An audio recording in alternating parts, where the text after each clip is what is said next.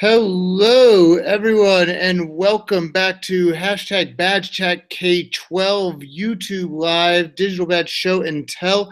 Super excited to be joined this week by Randy Squier. He is superintendent of Coxsackie. Did I get Yes, it right, Randy? that is correct. And Randy, thanks so much for being with us. Oh, my pleasure. Looking forward to the half hour or more time we have to spend on digital badges and credentials.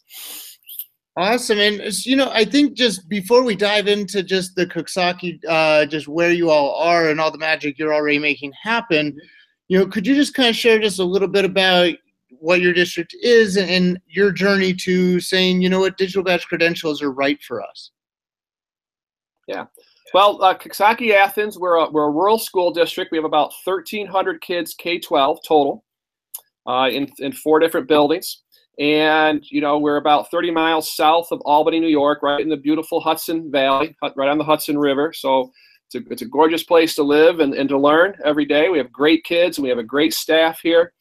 And, we talk a lot about, how do we personalize district? And that's part of our mission statement is to certainly develop self-directed learners in a personalized learning environment. And so that kind of drove us to start to look at, micro-credentials and digital badges, not just for students, but for the adults as well. Because we know that the best professional learning is that where the teachers have choice in what they're trying to learn or what they want to learn more about. And so that drove us to, a lot of conversations, began a little over a year and a half ago, including even last fall. So we kind of said, let's give this a try. And anybody who knows me knows I'm kind of one of those, let's give it a try. And if it's good for kids and good for teachers, we want to roll with it. And so that's, it matches our vision. It's what we're about. We want to make sure that our adults and kids have opportunities to showcase their whole selves. And especially with the kids, we hear a lot about the whole child and all that. And so we're selling this to our parents, if you want, our community. Now the digital badges, micro-credentials, is going to give us the kids an opportunity to showcase their entire self, not just a test score or an ACT score, but now they're going to have an opportunity to show admissions officers and even employers, hey, here's some digital badges I've earned that show that I'm either financially literate or I know how to think and learn for understanding, and life-ready credentials that we all hear that's what they're looking for. Totally. And for anybody who's just joining us live, he is Randy Squier, and you can follow him on Twitter at Randy Squier, E-R, not R-E. And he's sharing with us a little bit about his district's journey to digital badge credentials, both for adults and students. And you were saying that it really started out about kind of making the not just learning personal, but the credentialing personal. And when you said, that you're just the type of person who says, let's go for it, what did that look like? Did your district kind of go all in right away? Did you start small? Did you have pilots? What was your process? Well, it first looked like my administrative team, all with that holy cow, what did we just get ourselves into look. But after we got through that, I have a great leadership team here, great tech services department. We started reaching out to other school districts across the country that we knew that might have been a little bit ahead of us. Aurora, Colorado, is a great model. I encourage anybody who's looking to do this is to, give them a call. They were fantastic in sharing, their ups and downs and such. So we certainly learned a lot from them, going forward with this. And, we talked about, okay, we're going to do this for kids. And we talked about what was important. And we had conversations, for instance, about financial literacy. So is a district-wide initiative to make sure our kids are financially literate. And then, like I said before, we're always talking about these life-ready skills, but how do you measure it? How do you give a chance for kids to show evidence or be able to exhibit these skills? And it just kind of dovetailed. The credentials and the badges was just seemed to fit just right. And so how do we roll this out with kids? And then it just evolved into, well, let's try it out with our teachers first. And so, last spring, we tried it out with teachers. And so our administrative team, and there's 10 of us, we created just over 100 different challenges and badges for teachers to work on. It was aligned to our goals and strategies, our goals and, and such. And we have about 170 total instructional staff, our teachers, our teacher aides, our teachers assistants. And so we rolled this out in April, or, I should say maybe late March. And between late March and June, because we go to June out here in New York State, we're not done in May like a lot of parts of the country. They earned about 3,500 badges. The teachers did. Well, so your starting small resulted in 100 total badge earning opportunities and over 3,500 badges earned by your teachers. Yeah, it was unexpected. I mean, the things that happened were just, it was amazing. I mean, we had probably 104 or 120 of them become Apple educators because we had them as part of the challenges and badges. You know, if you go into Apple and do those badges, and we'll give you the badge. You know, so you know, things I think really would never have occurred as far as professional learning goes were occurring. And you know, we use incentives. We use time for, you know, we kind of labeled each badge as needing a certain amount of time for our teachers to complete, and then they were able to sort of cash that in for not having to attend a couple days at the end of the school year. So it was a win-win. I mean, the teachers took their own time to earn these badges, and in return, they learned about things that matter to us, and then they were able to head out a little sooner than they had planned in June. That's amazing. Sorry, I'm just kind of flabbergasted. 3,500 badges earned as part of a pilot just sounds amazing. For those of you who are just joining us live, he is Randy Squier at Randy Squier, Squier, and he is the superintendent of Coxsackie, New York. And if you have questions, you can tweet him in live to #BadChatK12. We'll make sure to get them answered live on the air for you. So Randy, you know, this might be a good segue for you to do a little bit of screen sharing with us and kind of take us into a deeper dive of what you've created for teachers and students. And you know, the leading question I have for that is about the functional requirements. You know, that a lot of folks, when they're first diving into digital badge credentials, are looking at the platforms and they really just get a demo from the different vendors. And make a decision based kind of really just on like what is the UI, the user interface of this badge system.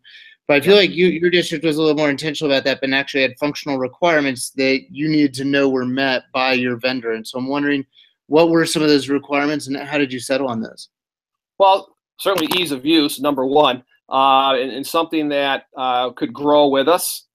As we're learning what our needs are, you know, would our vendor be responsive to those needs? Where I think were two of the top criteria we had. And again, this is, you know, I don't say luck, but in a way, this started at the same time we were discussing badges. I had a conversation with the founders and owners of it's a nonprofit called OYO, the letters OYO Class. And they're out of Long Island, and they were actually, their reason for being is to create coding opportunities for kids. It's their mission is to have more kids learn sustained learning of coding, you know, to get away from the code for a day and the hit and miss kind of things. And so they've been developing this program to deal with coding where kids can go online, take challenges in the different languages from scratch all the way up to Java and HTML. And so I was having those conversations because we certainly wanted to include that as well in our district program. Again, how do we do coding when all of our teachers' schedules are full? You know, our computer science teacher in the high school, he's got a full schedule. He certainly can't be going down to the middle school and elementary to do this. And so OIO answered all those questions. They had a platform, a secure platform that we can control access to. And for the coding component of it, our kids will be able to go on and take the challenges in coding, and they'll be interacting with mentors from SUNY Stony Brook, which is located on island, where the computer science grad students and professors from SUNY Stony Brook will be the mentors, answering their questions and then approving or not approving their submissions for badges in the world of coding. So that right there is just a wow, you know, that our kids will now be talking with, you know, computer science majors and grad students at a major university when it comes to coding. And so the platform that we're using, it's like a digital portfolio. And I can kind of hopefully maybe pop one up here, I think, maybe not. I got to figure if I can do this the right way. So I want to share, and let's see. And so this is, I think you can kind of see it here, hopefully. Tell me if you can't see it. But this is the kind of the badge here. I think can I close this window? Right here. So this is like the, it looks like. I don't think that we're seeing it just yet, Randy. When you click to share, did you do entire screen or did you select to share a specific window? I didn't say that. I just hit screen share. So let me try again. Car alarm beeping outside, so I'm going to mute myself while you're talking. But which one should I have? Entire screen? Yeah, try entire screen and then click onto that tab, and let's see if that works. While he's doing that for the couple folks who just joined us, there we go. That looks like it's working. We're live with Randy Squier. If you have questions, just go ahead and tweet them in using that hashtag BadgeChatK12. We'll make sure to get them answered here. We still have 18 more minutes of Randy's time, so go ahead and show us what we're looking at here, Randy. So this is actually the adult community within our digital portfolio. So this is where the teachers and staff go to earn their challenges and badges. And this is from the administrative side. So you're kind of seeing it. They don't quite get the same view, but pretty close to it. But if they want to earn a badge, they can go here. They can go through this is all the badges, but they can break it down by categories. We have categories of badges. So we have some badges for Z Space. We have a Z Space lab here at CA. Just some different topics, and I'm kind of going obviously fast here. And so this is the challenge and description of what they have to do. All right, and then the teachers or the students then would go in and complete the work and then submit it to the portfolio, and the creator of the badge and anyone else that they give permission will then be able to say yes or no, pass or fail the badge, as we go forward. So you can see here for the adults, we have assessment, we have instruction and miscellaneous. Of course, I always have to have that. PLCs, problem-based learning, response to interventions, a big initiative in our school.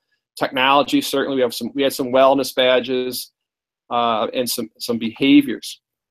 And then for the kids, they can go into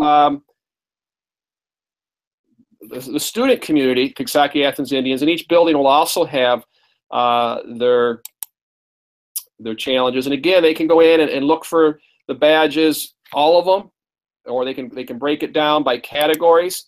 And you can see right now we have some of these categories here: financial literacy and life ready, etc. So they can go in and take the challenge, and when they're done, I'm just going to try to find a student here. Let me see here. Or a teacher maybe might be better. Okay, so here's Mrs. Tater. She's one of our 7th grade social studies teachers. So this is her digital portfolio. And the kids will have the same look. And so you can see here's all the badges she's earned. She's doing some computer coding herself. We've opened that up to teachers. She's earned her Apple GarageBand or MacBook badge, or iMovie badge, etc. Learning how to use Kahoot. We have some different ones called a hacking badge, asking them to do some creative things in their classroom. Some Google Apps, et cetera, et cetera. So this is where they put their badges will be located. They automatically come up. But what also is really exciting for us is there's also an area for the portfolio. Now, Ms. Tater hasn't put anything there yet, but she can upload copies of her best work, her writing samples, maybe pictures of her artwork, video or audio of her music. Whatever they feel tells their story, they'll be able to put in this portfolio and share it with admissions officers or prospective employers, which we're also working on as a sidebar with having our community organizations and businesses endorse our life ready and financial literacy badges. So you can see here's a kind of a snapshot of all of our financial literacy badges, and there's generally 6 categories, 3 levels: elementary, middle, high. And the kids can take these on. If they earn a certain number of these badges, they'll earn a pride badge. And with that means that the companies will come in and offer them experiences. And it might be mock interviews. It might be a job internship or shadowing. It could be just visiting the organization. For instance, we have a lot of elementary students who probably have never visited a bank before, never been inside a bank. Why would they, right? They go to they see their parents go to the ATM machine. So that might be something that the banks might be interested in doing. They're already in such like that. So a lot's going on. Randy, one quick question for you, Randy, and this is coming in on the Twitter, is going back to, and I think this relates to the endorsers as well, so maybe you can touch on both of these, but the question is, do the online mentors interact with the students in real time? And, if while you're answering that, you could also touch on just how did you go about establishing that relationship with those computer science students and their professors? Right. A little bit of it might be real time. I mean, of course, it depends on when the kid's asking the question. We don't anticipate a guy be up at 3 o'clock in the morning, to answer questions. So a lot of it will probably be, that day kind of thing. So, so more of like a text chat back and forth. Again, the beauty of our partnership with OIO is OIO, they're providing that service. So I don't have to coordinate anything with the computer science mentors. OIO is doing that for us, so to speak. So that's kind of what, for a better way to say it, that's the service we're paying for, is for OIO to provide the mentors, the computer science majors to be the mentors for our kids who are taking the coding courses. And then OIO also manages and responds to our needs for the whole just digital portfolio platform. And they, like I said, they've been very responsive, because this is, they're still growing too, if you will. So they've been very responsive in adding new features to our digital badge program. In fact, today I was just on with one of the founders, Melora, and they now have a feature where I can share pages within OIO to those who aren't subscribers. So now, instead of having to copy and paste the badges and challenge, I can just send the link to a business owner and say, here's the challenges we're talking about, and they can go on like as a guest, and they can't do the badges, but they can click on the badges and see what the criteria is for them. So it's going to save us a lot of time, sharing with those who aren't students or staff what's going on here. So that was a big plus. You touched on the time aspect, and that's another question that Kyle had. And also for folks who are watching live, you may want to just check the hashtag on Twitter. It looks like folks from OIO are watching in live and joining us. They're at @kid_OYO. And so they can kind of back channel with you and answer some in the weeds questions in addition to Randy. And the question that Kyle has is about how do you manage assessment of all of these badges? Right. Well, again, honestly, we're playing this a little bit by, flying the, building the plane as we're flying it. With the adults, it was, the administration, we checked the badges. We were the ones saying yes or no to the badges. For the kids, it's going to be a combination of administrators. They could be teachers, though we're not requiring that because they certainly have enough to do in their daily lives with that. We've actually had some of the businesses and organizations ask, is that something you'd like us to possibly do? To be a part of, checking the criteria, making sure the kids have actually earned these badges. So we're still kind of figuring that out, how we would do that, how we would get them the evidence, so they could actually check it and see. But we have been approached by some of our business partners that to possibly look at that too, which would be very exciting if we can manage that. So they could double as both endorsers and validators of evidence. Yeah, and like I said, I don't know, like 1,300. Right? Yeah, we could have 100 kids take this on. We could have 1,300. If we do, that's a good problem to have. So we'll figure it out. And speaking of how many people take stuff on, did you see any kind of correlation between teachers who jumped into that pilot, and were part of the group who were earning, those 3,500 badges in a very short period of time, and who this year are the teachers that are actually creating and issuing and validating evidence for student badge claims?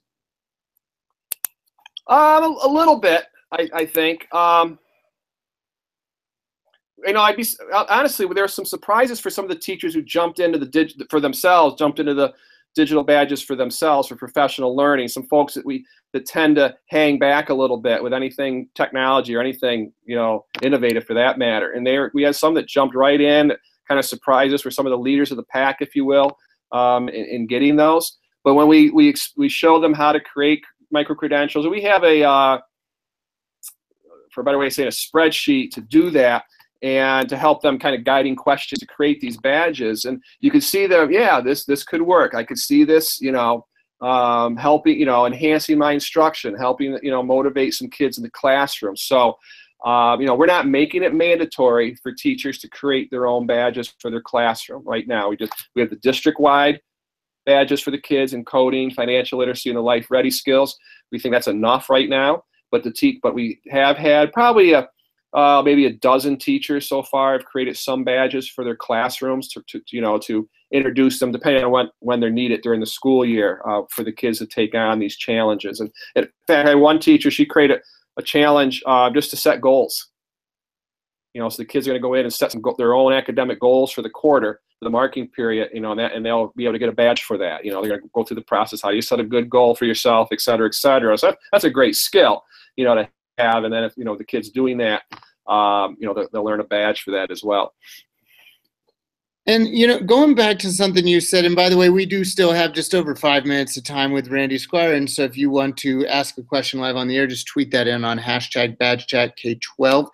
And Randy, you mentioned that for all the badges, or maybe maybe it's only some and I just misunderstood, but that there are 3 levels of elementary, middle, and high school.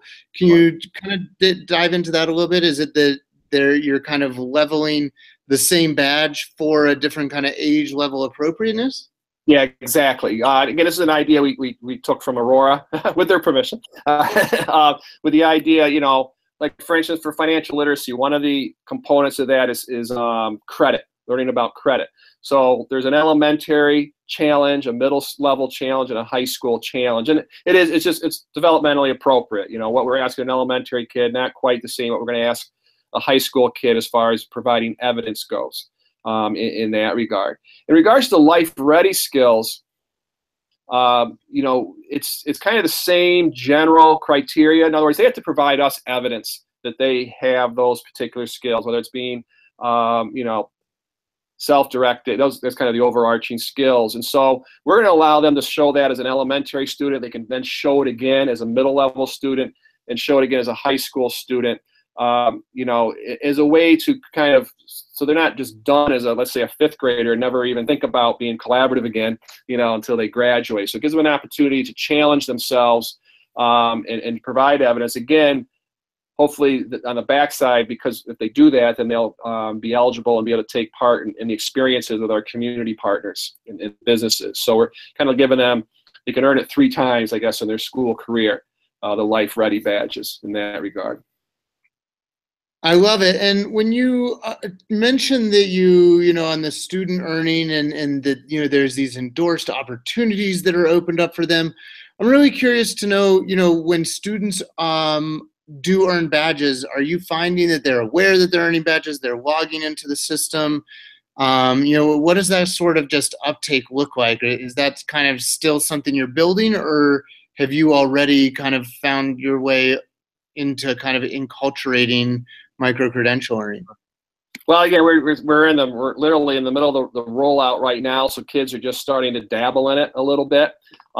In fact, we haven't gotten to the elementary schools yet, just because we didn't start school. We don't start school here until a week and a half ago. We start after Labor Day. So we've got it rolling at the high school, and they're going to actually have some more. The kids are going to have some more training tomorrow. We're going into all their English classes just to give them some more training on how to navigate in the platform, the OIO platform, for that. And like I said again, that we have that community page, and so they'll be able to be on there and say, "Oh, Noah earned this badge. Well, I'm going to earn it too." So there could be that friendly competition going on where they're going to be able to see who's earning what badges, within that community. So all the high school students will see who else is earning badges within the high school, and all the middle school students the same thing. So we think that'll be like a nice competition. And then we're going to, as a district, have our own incentives and, to try to get kids going early on, try to build some momentum early to get them at least to try a couple.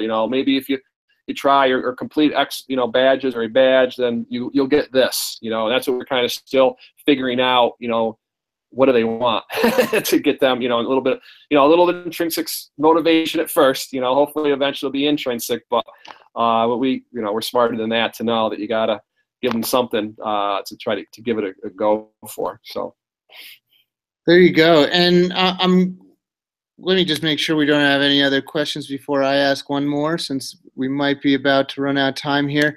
I'm curious, it sounds like you've really thought through, this community building through online spaces with the kids themselves. Have you done anything in as far as with parents to communicate this rollout and set expectations on the parent side, and just any lessons learned so far that you can share from that? Yeah. We started introducing just the concept of what is a micro-credential and digital badges. I do a weekly update to my entire school community. I give it to our staff, and then we post it out on our social media. So they've been seeing this, ongoing since last spring. I've been we've been promoting how our teachers were earning badges and what they are, and sending, giving them articles, et cetera, to peruse through. And then, so what we're doing right now, in fact, this week, we have our open houses with parents, our meet the teacher nights. So they're going to see it again with that. And through our messaging system, our automated messaging system, we're going to be sending them tidbits and like I said, inviting them into the platform so they can take a look at what these badges are, right, and see what the challenges their kids have to, open to them to take. As well as we have a website for our digital badge program, so they can go there and see what companies are endorsing our badges. And again, that's a number growing literally daily as our Chamber of Commerce has signed on. So they've been our biggest cheerleaders for this and are promoting that, as we go forward. So. Yeah, having the chamber on board, that's huge, man. That's really awesome to get that right out of the gate. Any kind of final thought that you'd want to share for anybody who's watching this, whether it's live or on playback, if they're at a district leadership level, any kind of quick hitting thing to encourage them to do to help them start off closer to where you are than where you were a year and a half ago? Right. Again, I think if you're hesitating, you got to look at, micro-credentials seem to be, the future, where employers are talking about it more. We see that some of the, the MITs and the Carnegie Mellons now accepting micro-credentials of students coming in. And so we think it's putting our kids at an advantage. If I'm an admissions officer and I got that stack of 1,000 applicants, all right, and everybody's got, SAT scores within 20 points, and they all have 90 GPA averages, what's gonna put our kids, single them out a little bit? And if they have access to this portfolio that has all these badges and the credentials behind them, at least I'm prejudiced a little bit, but if I'm an admissions officer, I'm going to say, this kid's showing something here, and I'm learning a lot more about this kid than I do through an ACT score or a GPA only, and I think that's going to put our kids at an advantage, as they apply to colleges, and certainly the same with employers. We actually are struggling in our manufacturing sector in this area of the state to find workers.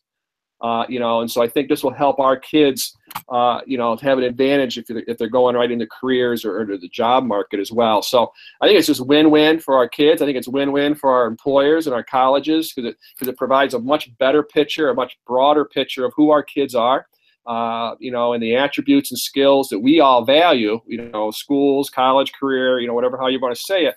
It's putting in the spotlight, hey, I have this, here, and here it is. Here's evidence that I have it. So we're excited about it, and I think it's thinking it through and thinking about the capacity of doing it within your district, who's going to do what, and you have the capacity and resources to do that and handle it. But if it's important, you will find the resources to do it, which we've done here. And so we're excited about it, and my Board of Education is very excited about it. In fact, we had them all create a badge last spring.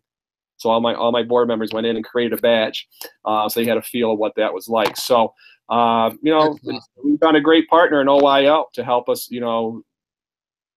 expand and grow with this as well. And maybe to the briefest extent possible, because I want to be super respectful of everybody's time, but we do have one last question asking about, in light of working with endorsers, and you shared, these badges being shared with, kind of a broader ecosystem of consumers, and the question is asking, are you going to be using the new open badge standard for this? I think OIO is that. I mean, it creates it's in that system, that organism, I guess. And again, the beauty of using OIO is I don't have to know the answers to some of these questions. You just ask the technical part. But as far as I understand, yes, our badges are in that open source ecosystem, that's out there. It looked like you had the ability to just flip a switch and make a badge public or not, from what you were showing us. Yeah. Awesome. Well, he is Randy Squier. You can find him on Twitter at Randy Squier, Squier. And I'm Noah Geisel at Senor G on the Twitter. And Randy, thank you so much for spending time with us this afternoon. No, thanks for inviting me over here. And again, we'll see everybody every Monday at 6:30 Eastern time. Yes, sir. Have a badge-worthy week, everybody.